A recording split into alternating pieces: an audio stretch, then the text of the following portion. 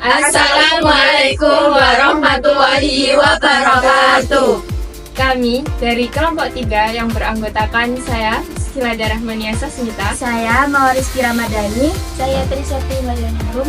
Saya Fitri Firawati. Saya Siti Khalifah. Saya Nurul Iswati. Saya Khairatul Badriyah. Saya Muhammad Rafi Maulana. Di sini kami akan mempresentasikan materi 3 tentang anggaran sektor publik. Selamat menyaksikan. Konsep anggaran sektor publik. Anggaran merupakan pernyataan mengenai estimasi kinerja yang hendak dicapai selama periode waktu tertentu yang dinyatakan dalam ukuran finansial. Sedangkan penganggaran merupakan proses atau metode untuk mempersiapkan suatu anggaran. Dalam organisasi sektor publik, penganggaran merupakan suatu proses politik. Pada sektor swasta, anggaran merupakan bagian dari rahasia perusahaan yang tertutup untuk publik. Sebaliknya, pada sektor publik, anggaran justru harus diinformasikan kepada publik untuk dikritik, didiskusikan, dan diberi masukan. Penganggaran sektor publik terkait dengan proses penentuan jumlah alokasi dana untuk tiap-tiap program dan aktivitas dalam satuan moneter. Proses penganggaran organisasi sektor publik dimulai ketika perumusan strategi dan perencanaan strategi telah selesai dilakukan. Anggaran merupakan managerial plan for action untuk memfasilitasi tercapainya tujuan. Aspek-aspek yang harus tercakup dalam anggaran sektor publik meliputi: yang pertama ada aspek perencanaan, yang kedua ada aspek pengendalian, dan yang ketiga ada aspek akuntabilitas publik. Penganggaran sektor publik harus diawasi mulai dari tahap perencanaan, tahap pelaksanaan, serta pelaporan, dan akan lebih efektif apabila diawasi oleh lembaga pengawas khusus atau oversight body. Anggaran sektor publik adalah perencanaan keuangan yang mendetail mengenai penerimaan dan pengeluaran yang diharapkan terjadi di masa depan, yang diatur oleh pemerintah atau organisasi publik. Anggaran ini berfungsi sebagai alat perencanaan, pengendalian, dan akuntabilitas publik serta sebagai alat untuk mencapai tujuan pembangunan dan meningkatkan kesejahteraan masyarakat. Rencana ini meliputi perkiraan penerimaan seperti pajak, bea cukai, dan pendapatan lainnya, dan pengiraan pengeluaran seperti belanja rutin, belanja modal, dan transfer ke daerah. Anggaran ini penting dalam pengelolaan keuangan pemerintah dan organisasi sektor publik lainnya. Anggaran ini merinci rencana keuangan, sumber daya finansial yang dikelola oleh pemerintah dalam satu periode waktu yang biasanya dalam kurun waktu 1 tahun. Selanjutnya adalah karakteristik anggaran sektor publik. Berikut ini adalah karakteristik anggaran sektor publik menurut Bastian. Yang pertama, anggaran dinyatakan dalam satuan keuangan dan satuan non-keuangan. Yang kedua, anggaran umumnya mencakup jangka waktu tertentu, 1 atau beberapa tahun. Yang ketiga, anggaran berisi komitmen atau kesanggupan manajemen untuk mencapai sasaran yang ditetapkan. Yang keempat, usulan anggaran ditelaah dan disetujui oleh pihak yang berwenang lebih tinggi dari penyusunan anggaran. Yang kelima, sekali disusun, anggaran hanya dapat diubah dalam kondisi tertentu. Terdapat beberapa aspek kehidupan yang tidak tersentuh oleh anggaran sektor publik, baik skala nasional maupun lokal. Anggaran sektor publik dibuat untuk membantu menentukan tingkat kebutuhan masyarakat seperti air, listrik, kualitas kesehatan, pendidikan, dan sebagainya agar terjamin secara layak. Nah, tingkat kesejahteraan masyarakat dipengaruhi oleh keputusan yang diambil oleh pemerintah melalui anggaran yang mereka buat. Dalam sebuah negara demokrasi, pemerintah mewakili kepentingan rakyat. Uang yang dimiliki oleh pemerintah adalah uang rakyat dan anggaran menunjukkan rencana pemerintah untuk membelanjakan uang rakyat tersebut. Nah, anggaran merupakan blueprint keberadaan sebuah negara dan merupakan arahan di masa yang akan datang. Ada beberapa kriteria yang harus dimiliki anggaran sektor publik, yaitu dapat merefleksikan perubahan prioritas kebutuhan dan keinginan masyarakat serta dapat menentukan penerimaan dan pengeluaran departemen pemerintah, provinsi maupun daerah. Untuk itu, adanya anggaran sektor publik sangat penting. Karena yang pertama, anggaran merupakan alat pemerintah untuk menstabilkan negara. Yang kedua, anggaran diperlukan untuk menyeimbangkan antara keinginan dan kebutuhan masyarakat yang berhubungan dengan sumber daya yang terbatas. Dan yang terakhir adalah anggaran merupakan instrumen pelaksanaan akuntabilitas publik dan lembaga publik yang ada. Fungsi anggaran sektor publik. Beberapa fungsi anggaran dalam manajemen sektor publik sebagai berikut. Anggaran yang pertama yaitu anggaran sebagai alat perencanaan, sebagai dasar untuk merencanakan kegiatan dan program yang akan dilaksanakan. Yang kedua yaitu anggaran sebagai pengendalian, membantu mengontrol pelaksanaan pelanggaran agar sesuai dengan rencana yang telah ditetapkan. Yang ketiga, anggaran sebagai alat kebijakan fiskal. Pemerintah digunakan untuk menstabilkan ekonomi dan mendorong pertumbuhan ekonomi. Anggaran sebagai alat politik. Anggaran seringkali digunakan sebagai alat politik untuk mencapai tujuan tertentu seperti stabilisasi ekonomi atau peningkatan kesejahteraan masyarakat.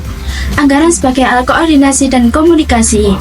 Anggaran sektor publik yang disusun dengan baik dan mampu mendeteksi terjadinya inkonsistensi suatu unit kerja dalam pencapaian tujuan organisasi.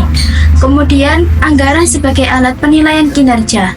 Kinerja eksekutif akan dinilai berdasarkan pencapaian target anggaran dari efisiensi pelaksanaan anggaran.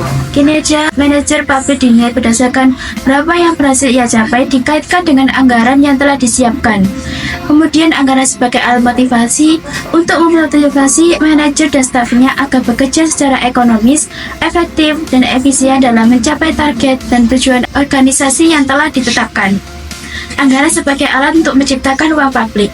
Kelompok masyarakat yang terorganisir akan mencoba mempengaruhi anggaran pemerintah untuk kepentingan mereka, karena mereka akan mengambil tindakan lain dengan jalan melakukan boikot, tindakan massa, dan vandalisme.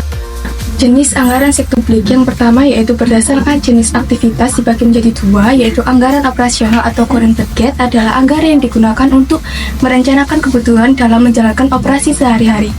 Anggaran ini dapat dikelompokkan juga sebagai revenue expenditure, yaitu pengeluaran yang bersifat rutin dan jumlahnya kecil. Yang kedua ada anggaran modal, adalah anggaran yang menunjukkan rencana jangka panjang dan pembelanjaan atas aktivitas tetap seperti gedung, peralatan, kendaraan, perabot, dan sebagainya. Yang kedua yaitu berdasarkan status hukumnya. Ada anggaran tentatif, yaitu adalah anggaran yang tidak memerlukan pengesahan dari lembaga legislatif karena kemunculannya yang dipicu oleh hal-hal yang tidak direncanakan sebelumnya. Yang kedua ada anggaran enacted, yaitu adalah anggaran yang direncanakan kemudian dibahas dan disetujui oleh lembaga legislatif. Yang ketiga berdasarkan tujuan penggunaan dana. Ada anggaran dana umum, yaitu adalah anggaran yang digunakan untuk membiayai kegiatan pemerintahan yang bersifat umum dan sehari-hari. Yang kedua ada anggaran dana khusus, yaitu adalah anggaran yang dicadangkan atau dialokasikan khusus untuk tujuan tertentu, misalnya dana pelunasan hutang atau debt service fund yang digunakan khusus untuk pembayaran hutang. Keempat yaitu berdasarkan jumlah apropriasi belanja. Ada anggaran tetap, yaitu apropriasi belanja sudah ditentukan jumlahnya di awal tahun anggaran. Jumlah tersebut tidak boleh dilampaui meskipun ada pertambahan jumlah kegiatan. Digunakan untuk mengontrol pengeluaran biaya. Yang kedua ada anggaran fleksibel, yaitu jumlah aktual belanja dapat saja melampaui jumlah apropriasi belanja yang sudah ditentukan dengan catatan ada peningkatan jumlah kegiatan yang dilakukan. Yang kelima yaitu berdasarkan penyusunannya. Yang pertama ada anggaran eksekutif, yaitu anggaran yang disusun oleh lembaga eksekutif. Yang kedua yaitu legislatif, yaitu anggaran yang disusun oleh lembaga legislatif tanpa melibatkan pihak eksekutif. Yang ketiga yaitu anggaran bersama, yaitu anggaran yang disusun secara bersama-sama antara lembaga eksekutif dan legislatif. Dan yang terakhir yaitu anggaran komite, yaitu anggaran yang disusun oleh suatu komite khusus.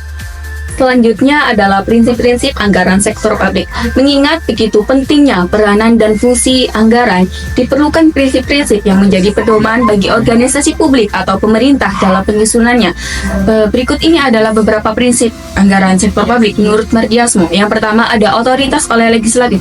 Anggaran publik harus mendapatkan otorisasi dari legislatif sebelum eksekutif dapat menggunakan anggaran tersebut. Yang kedua ada komprehensif atau menyeluruh. Anggaran harus menunjukkan semua penerimaan dan pengeluaran pemerintah. Nah, oleh karena itu, adanya dana non-budgeter pada dasarnya itu menyalahi prinsip anggaran yang bersifat komprehensif. Yang ketiga ada keutuhan anggaran. Semua penerimaan dan pengeluaran pemerintah itu tercakup dalam dana umum. Yang keempat ada non-discretionary appropriation. Jumlah yang disetujui oleh Dewan Legislatif harus dimanfaatkan secara ekonomis, efisiensi, dan efektif. Yang kelima ada periodik. Anggaran merupakan suatu proses yang periodik, dapat bersifat tahunan atau multitahunan. Yang keenam ada akurat.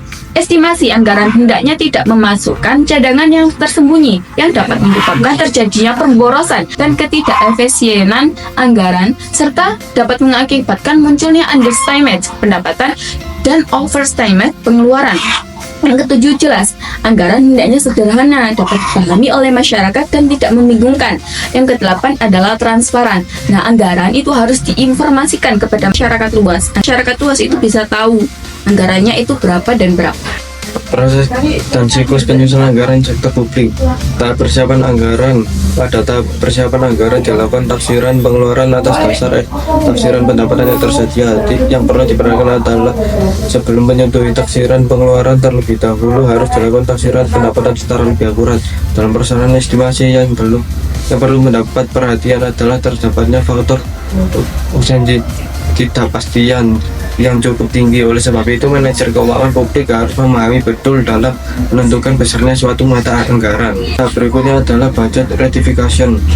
Tahap ini merupakan tahap yang melibatkan proses politik yang cukup rumit dan cukup berat. Pemimpin eksekutif dituntut tidak hanya memiliki managerial skill, namun juga mempunyai political skill, salesmanship, dan quality building yang memadai, integritas dan kesiapan mental yang tinggi dari eksekutif sangat penting dalam tahap ini. Tahap pelaksanaan anggaran. Sistem informasi akuntansi dan sistem pengendalian manajemen sangat diperlukan untuk mendukung pelaksanaan anggaran. Manajer keuangan publik dalam hal ini bertanggung jawab untuk menciptakan sistem akuntansi yang memadai dan handal untuk perencanaan dan pengendalian anggaran yang telah disepakati, dan bahkan dapat dianggap untuk tahap penyusunan anggaran periode berikutnya. Tahap terakhir dari siklus anggaran adalah pelaporan dan evaluasi anggaran. Tahap persiapan, identifikasi, dan implementasi anggaran terkait dengan aspek operasional anggaran, sedangkan tahap pelaporan dan evaluasi terkait dengan aspek akuntabilitas. Jika tahap implementasi telah didukung dengan sistem akuntansi dan sistem pengendalian manajemen yang baik, maka diharapkan tahap budget dan evaluasi tidak akan menemui banyak masalah. Ada 5 sistem penganggaran. Yang pertama, line item budgeting, penyusunan anggaran yang didasarkan pada dan dari mana dana berasal dan untuk apa dana tersebut digunakan. Yang kedua, performance budgeting, sistem anggaran belanja dan pendapatan yang memungkinkan revisi selama tahun berjalan, sekaligus sebagai dasar penentuan usulan anggaran periode tahun yang akan datang. Yang ketiga, Ada planning programming, budgeting system, proses perencanaan, pembuatan program dan penganggaran yang terkait dalam satu sistem yang di dalamnya terkandung identifikasi tujuan organisasi serta permasalahan yang timbul. Yang keempat, ada zero based budgeting, sistem anggaran yang didasarkan pada perkiraan kegiatan, bukan pada apa yang telah dilakukan di masa lalu. Setiap kegiatan akan dievaluasi secara terpisah. Ini berarti berbagai program akan dikembangkan dalam visi tahun yang bersangkutan. Yang kelima, ada medium term budgeting framework, sistem penganggaran yang berorientasi pada output organisasi dan berkaitan sangat erat dengan visi, misi, serta rencana strategis organisasi. Hubungan perencanaan, pengendalian, dan anggaran. Perencanaan dan pengendalian merupakan dua hal yang tidak dapat dipisahkan.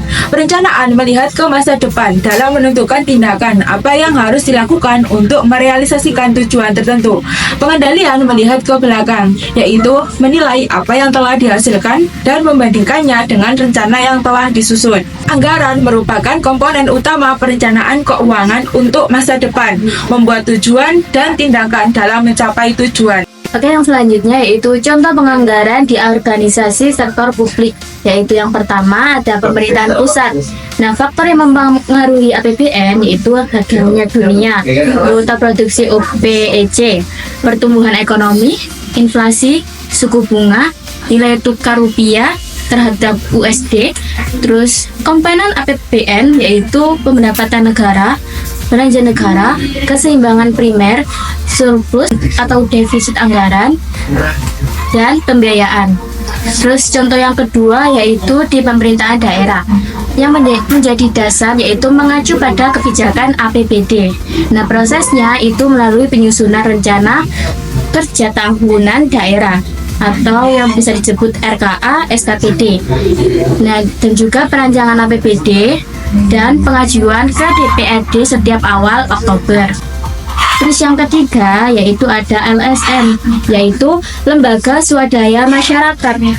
Nah, LSM ini berprinsip dengan meminimalkan biaya overhead, yaitu dengan langkah-langkahnya. Yang pertama, identifikasi kegiatan. Yang kedua, sesuaikan proyek dengan visi dan misi.